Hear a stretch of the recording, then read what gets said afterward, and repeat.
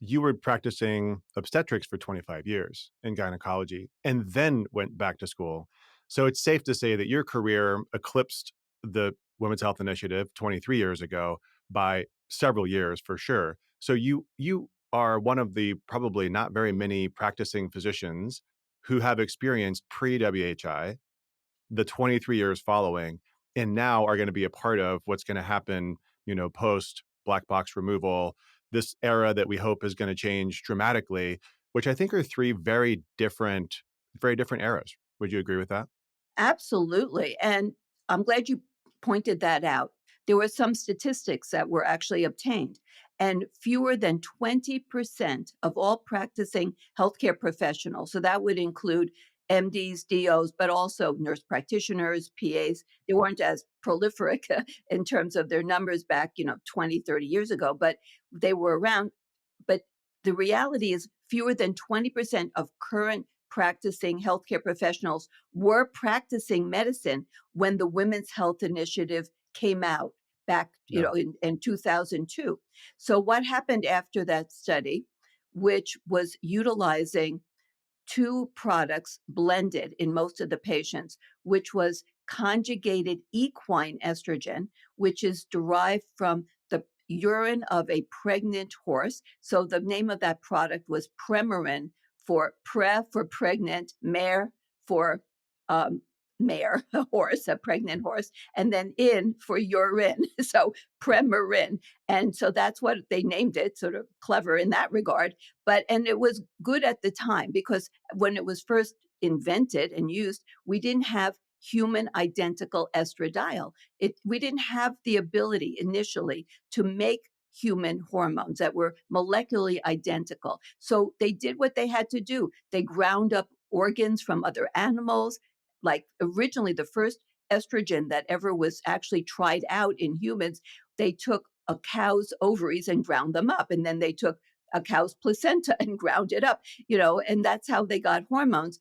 And then we, got a little bit more sophisticated and could create human identical, molecularly identical hormones. But that's not what they used in the Women's Health Initiative. They used this horse urine product that's called conjugated equine, conjugated because it means that it went through the liver of the horse, which goes through these different molecular processes, one of which is called conjugation, which changes it so that it's able to be removed from the body.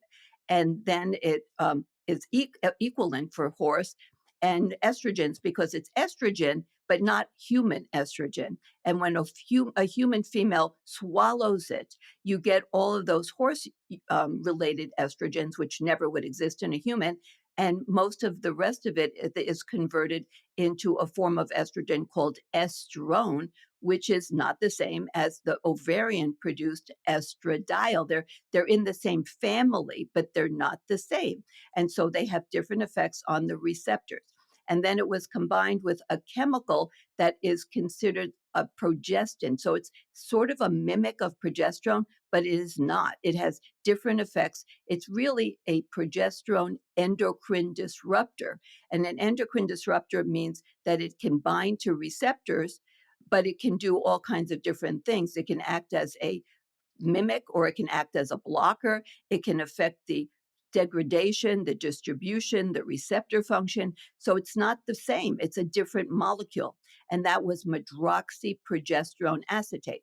And they used in women who had a uterus the combined product that they called Prem Pro because the medroxyprogesterone acetate brand name was Provera.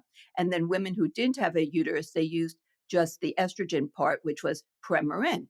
And so, not surprising. In fact, from previous studies, if I knew, everybody could know. Because how would I know? I know because I read the research, but we already knew that that would give you bad results because there were previous studies, like there was a HERS study where they did that same product in women who'd already had heart attack or stroke. They call it secondary prevention, and the outcome wasn't so stellar. But so we already had data on this stuff. We already knew what medroxyprogesterone acetate did and what Premarin did, and yet they used it anyway. And so, no surprise to me that they stopped the study early because the outcomes weren't where they wanted them to be, they started showing signs that there were some increased risk of things like stroke and even breast cancer. But that has nothing to do with the hormones that we use today, the human identical. But what happened 2002 is that all the word got out, hormones are dangerous, stop using them. And prior to that, hormones were beloved. We the majority of women were informed. They were not afraid of hormones, and about half of women were started on hormones right at menopause or before, and they were used without any fear. But then suddenly fear grew. It was just everywhere, and women suddenly abruptly stopped using hormones. And very, very few women were on hormones from that point forward. And it was all based on data using a product that nobody would be using today if they, I'm sure some people are, but Yeah. nobody who knows about hormones would be using those products. Right. But it changed the attitude. And I think it's important to know why that study was even produced. Why did they even do that Women's Health Initiative study? It's because hormones were so beloved that medical societies were starting to use what they believed was the correct data, which was from observational studies, not double blind placebo controlled trials, which is what they created with the HERS study, the Women's Health Initiative. They were observational studies, and they started putting out saying that you should use hormones in their recommendations. These medical societies said you should use hormones for cardiovascular health to prevent bad things happening in menopause to your cardiovascular system. The FDA had already approved the hormones for prevention of osteoporosis, and the FDA stepped in and said, hey guys, stop making claims. You need to get a placebo controlled double blind study. You can't Right. just work off of observational studies. That's why the government, the NIH, funded this giant study. But sad to say, they used the wrong products. And then of course, then it comes down to even if you use the right products, then how are you going to use them? How are you going to dose them? How are you going to Right. apply it? Are you going to give it the same amount every day? Are you going to cycle it? All those things, the devil's in the detail. But Sure. here, that there wasn't even too much detail. They used the wrong product in the first place. So that created a void of education. So from that point forward, right up until now, the menopause became invisible, absent from medical curricula. That the doctors, the nurse practitioners were taught virtually nothing, and the little that they were taught was all negative, like hormones are bad. If you have to use them, use the smallest dose. This became the mantra: the smallest dose for the shortest amount of time, because they're evil, they're dangerous, they're going to give you breast cancer and heart attacks and dementia and blood clots and all these things. So now, there's been some shift in the masses. I mean, so through all of this, I knew that none of this made sense. I was one of the small numbers of voices. I wasn't the only one, like screaming in the wind as much as I could to say to my patients, don't don't go off of your hormones. This is not affecting you. This is not what I'm prescribing. I wasn't using Prempro at that time. We already had bioidentical estradiol patches. We already had micronized progesterone. I had stopped using Prempro years and years before that. That's why this was so ridiculous. I Right. wasn't using those products on my patients. And so I was successful in about half of my patients to keep them on the hormones, but half of them were so frightened by what was happening in the media. It was everywhere. And then many of them came back later and said, "Whoops, that was a mistake. Can you put me back on them?" But Right. some of them, that's it. They never got on hormones again, and so they lost all the benefits. They were just completely disserved by what happened through the medical world. Our medical community really did this huge disservice to so many women, not just to the women patients, but to the medical practitioners, because they weren't taught about menopause. They didn't understand what even were the consequences, the medical body wide sequela of the significance of ovarian senescence and loss of these vital hormones from the ovary and what that meant to all these different organ systems. They were taught nothing. They didn't know anything about hormones other than avoid them if possible, use them at the smallest dose. And now we have this void. We have over 80% of practitioners today who were taught nothing, and what little they were taught was wrong. And it's heartbreaking. And now we're at sort of a crossroads of what are we going to do as Yeah. there's a bit of sanity coming back into the picture. So thank you for that history. I mean, again, this is why you're such a great person to interview because you have lived through all of it. You've been practicing through all of it, both in a conventional model and now kind of a newer model I want to get into. I started medical school in 2005. So I am in probably a generation and a half later, right? And that I remember, those first people who don't know how medical school works, the first 2 years is all academic, right? It's didactic. You're in the classroom, you're studying, you're learning all the things that you're gonna know for the rest of your life, and then you go out into the clinic in 3rd and 4th years, and you do these rotations and learn more, and then you go into internship and residency.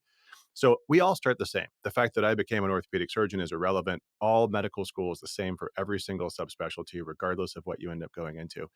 And I remember very clearly the conversation about hormones, which was, "They're dangerous, don't even think about it."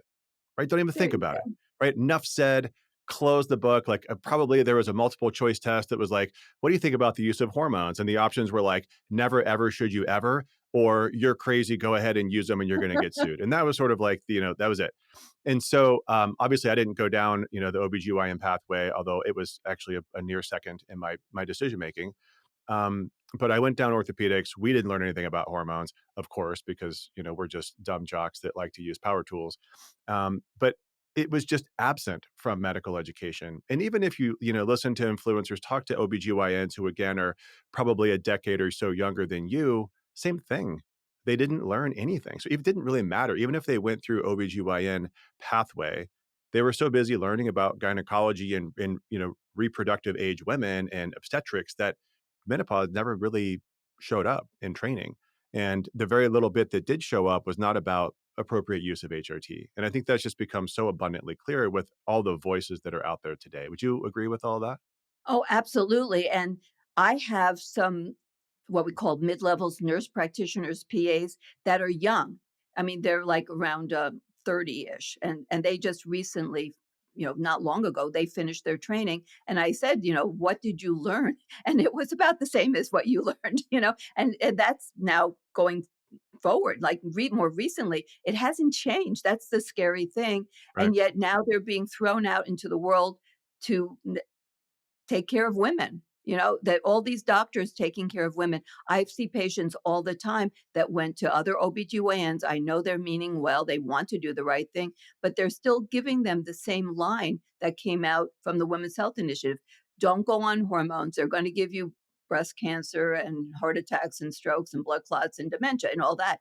And they're told don't do it. I mean, the thinking has really changed minimally for a Yeah. very significant percentage Yeah. of doctors who are still they're on the front lines taking care of these patients who are transitioning into menopause, and they're still afraid of using hormones. They don't know what to do, and that's part of the problem. Is now sometimes it's the blind leading the blind, and Right. sometimes the ones who are getting on board, it's like, well, now I think hormones are good, but they don't know what to do, and they Yeah. don't know what to look for, and they don't know how to prescribe.